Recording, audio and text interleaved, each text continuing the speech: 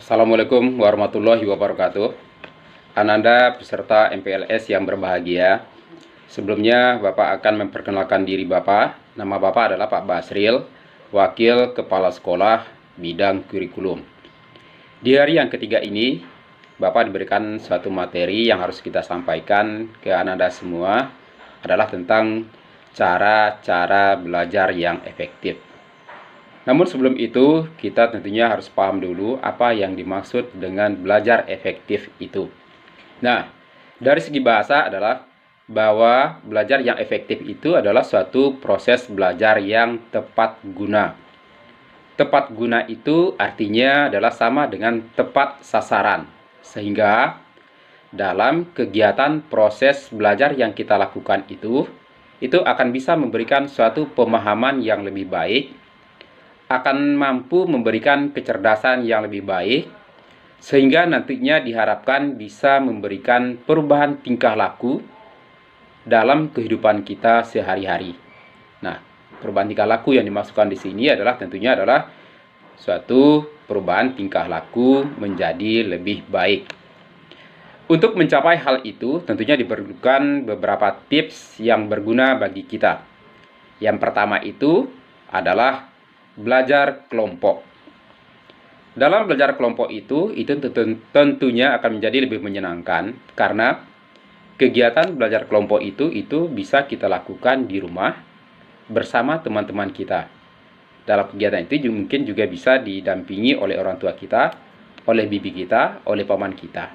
Nah, sebagusnya dalam kegiatan belajar kelompok itu kita mengajak teman kita yang lebih pintar. Gunanya untuk apa?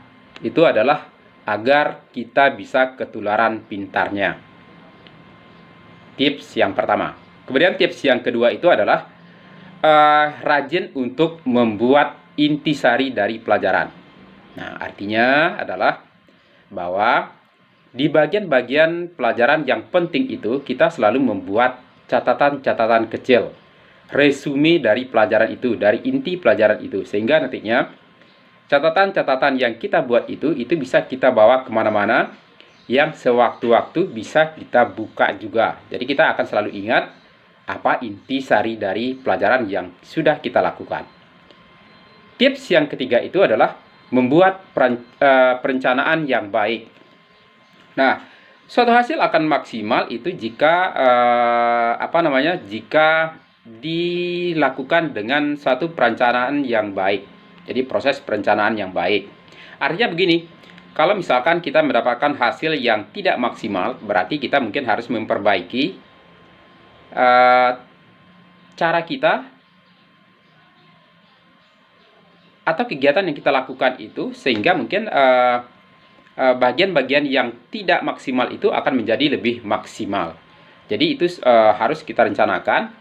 Jadi hal-hal yang perlu kita tingkatkan itu mungkin akan bisa kita lebih tingkatkan lagi. Kemudian tips yang keempat itu adalah disiplin dalam belajar. Nah, disiplin dalam belajar itu tentunya juga harus kita perhatikan, karena dalam kegiatan proses belajar yang kita lakukan itu kita harus disiplin. Artinya kita waktu guru menjelaskan itu kita harus memperhatikan, tidak bermain-main, dan selalu fokus dengan apa yang sedang kita pelajari. Nah, itu tips kita yang keempat. Kemudian tips yang kelima itu adalah menjadi aktif bertanya dan ditanya. Nah, artinya apa? Dalam kegiatan proses belajar mengajar itu kita tidak terlalu pasif. Artinya gini, kita harus rajin bertanya jika ada hal-hal yang tidak kita pahami. Dan barangkali kita juga harus siap untuk ditanya. Mungkin kita bisa ditanya oleh guru dan kita bisa menjawab pertanyaan itu dengan baik. Nah, itu adalah satu proses juga yang nantinya akan memberikan kita pemahaman yang lebih baik. Tips yang keenam itu adalah belajar dengan serius dan tekun. Belajar dengan serius dan tekun itu tentunya juga harus kita pahami bahwa suatu proses belajar itu kalau tidak kita lakukan dengan tidak serius, itu tentu tidak akan menghasilkan hasil yang maksimal. Artinya kalau kita mungkin lagi dalam kegiatan belajar, kita bermain-main, tidak memperhatikan guru, itu juga akan tidak akan memberikan hasil yang maksimal kepada kita. Jadi hal itu harus kita hindari. Jadi belajarlah dengan serius dan tekun.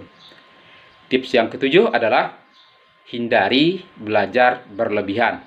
Nah, apa artinya hindari belajar yang berlebihan?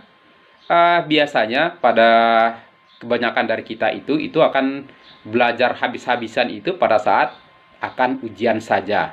Nah, itulah satu hal yang tidak boleh kita lakukan. Itu berlebihan, melebihi kapasitas. Dari sore hari hingga tengah malam kita fokus untuk belajar karena besok kita akan ujian. Nah, bukannya hasil yang maksimal akan kita lakukan atau kita dapatkan, tapi justru tidak ada yang lengket malahan di kepala kita. Jadi janganlah melakukan kegiatan itu atau belajar itu secara berlebihan seperti itu. Jadi lebih baik kita mengangsur-angsur dari awal sehingga nanti tugas kita itu menjadi lebih ringan. Kemudian tips yang ke-8, jujur dalam mengerjakan ulangan dan ujian. Nah, kegiatan ini perlu kita perhatikan karena hasil yang kita peroleh dari hasil yang mencontek itu atau yang tidak jujur itu sama dengan membohongi diri kita sendiri. Artinya adalah apa gunanya kita dapatkan nilai 10 misalkan, kalau sementara sebenarnya kemampuan kita itu hanya di posisi 7 atau 8. Lebih baik kita gunakan dengan jujur, itulah kemampuan kita yang sebenarnya. Jadi jangan kita sampai membodohi atau menipu diri kita sendiri. Jadi berusahalah untuk selalu jujur dalam mengerjakan ulangan ataupun ujian yang diberikan. Kemudian proses atau tips yang ke-9 itu adalah jadilah seorang pemimpin, latihlah tanggung jawab kita. Nah, artinya seperti ini. Dalam kegiatan belajar itu juga diperlukan hal-hal yang seperti itu jadi pemimpin. Seperti misalnya membersihkan kelas misalkan. Nah, kita harus bisa mengajak teman kita untuk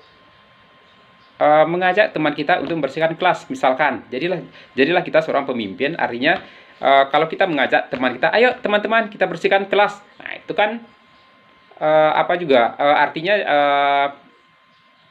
cara-cara dari seorang pemimpin juga mengajak temannya untuk bekerja untuk menyelesaikan sesuatu. Nah, itu kita harus belajar dari sekarang. Kemudian tip yang ke-10 itu adalah mendengarkan penjelasan guru dengan baik.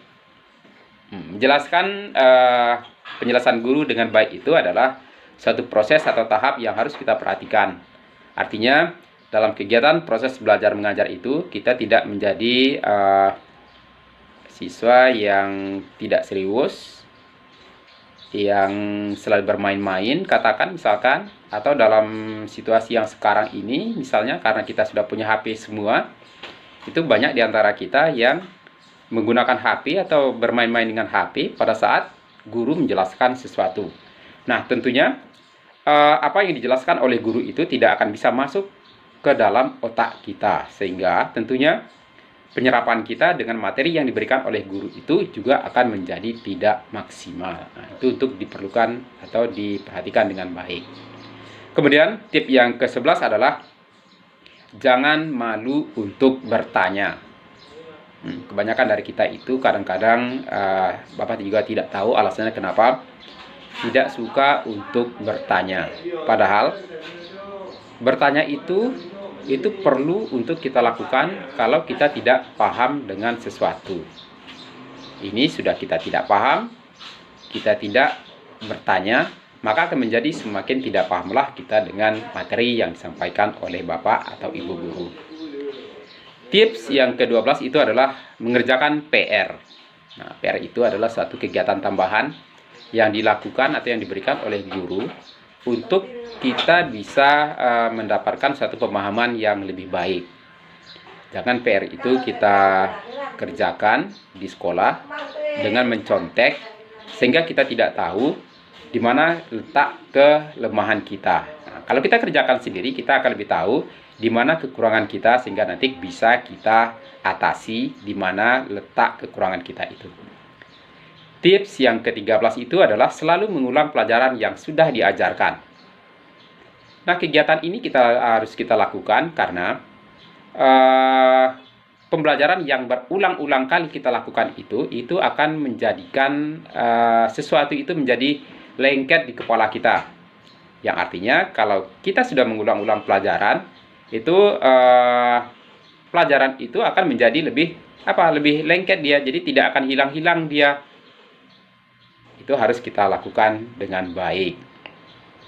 Kemudian tips yang keempat adalah cukup istirahat, makan, dan bermain. Nah, artinya dalam hal ini adalah bahwa proses kegiatan belajar mengajar kita itu tidak selalu atau tidak melulu belajar saja sepanjang hari, tapi juga harus kita selingi dengan istirahat, makan, atau juga ada waktu kita untuk bermain.